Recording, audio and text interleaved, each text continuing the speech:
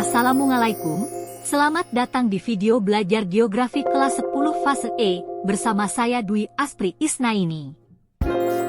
Tema kali ini membahas prinsip dan pendekatan geografi, serta penerapannya. Prinsip geografi adalah dasar untuk mengkaji, menjelaskan, menguraikan, dan menganalisis berbagai fenomena-fenomena geosfer seperti atmosfer, litosfer, biosfer, hidrosfer, dan antroposfer yang ada di dalam suatu wilayah. Prinsip geografi ada 4, yaitu 1. Prinsip distribusi, 2. Prinsip deskripsi, 3. Prinsip interrelasi, 4. Prinsip orologi. Prinsip distribusi digunakan untuk menelaah gejala dan fenomena geografi yang terjadi di permukaan bumi secara tidak sama dan tidak merata.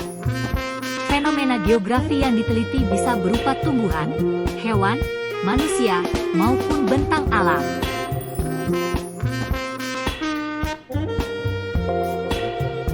Prinsip interrelasi mengungkapkan bahwa terjadinya fenomena gejala di alam karena ada hubungan atau interrelasi antara gejala fisik dengan gejala fisik, antara gejala fisik dengan gejala sosial, dan antara gejala sosial dengan gejala sosial. Contoh penerapan prinsip interrelasi. 1. Fenomena banjir terjadi akibat penebangan hutan di wilayah hulu atau kekeringan yang berkepanjangan sebagai dampak adanya La Nina. 2. Terjadinya gagal panen akibat serangan hama tikus. 3. Gerhana matahari terjadi karena sinar matahari yang ke bumi terhalang oleh bulan.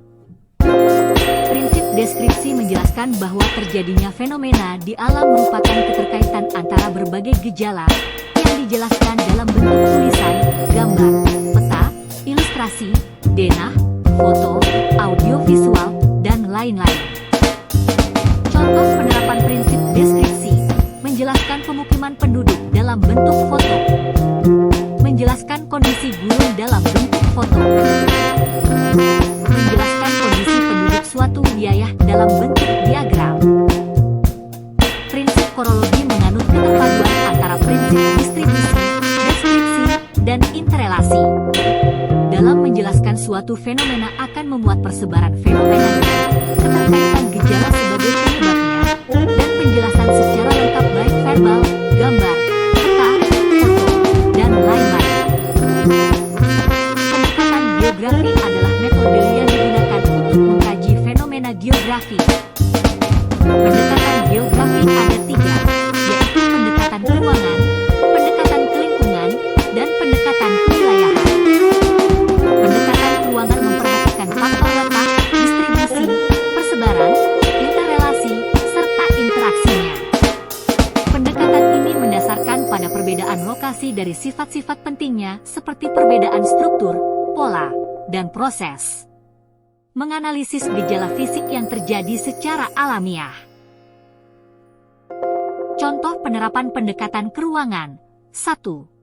Telah terjadi gempa bumi di Aceh pada tanggal 26 Desember 2014 dengan kekuatan 8,6 skala Richter. 2. Akibat curah hujan yang tinggi selama seminggu, beberapa wilayah di Indonesia mengalami banjir. Dianalisis menggunakan pendekatan keruangan karena peristiwa terjadi secara alamiah. Pendekatan kelingkungan digunakan untuk menganalisis gejala yang terjadi akibat adanya interaksi organisme dengan lingkungan dan juga perilaku manusia. Karena pada dasarnya lingkungan geografi mempunyai 2 sisi, yaitu perilaku dan fenomena lingkungan.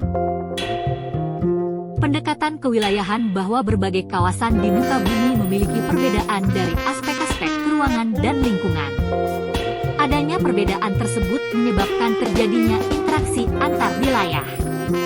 Interaksi antar wilayah akan menyebabkan munculnya berbagai gejala lain, baik fisik maupun sosial. Jadi pendekatan ini mengkaji fenomena yang terjadi akibat hubungan antar wilayah.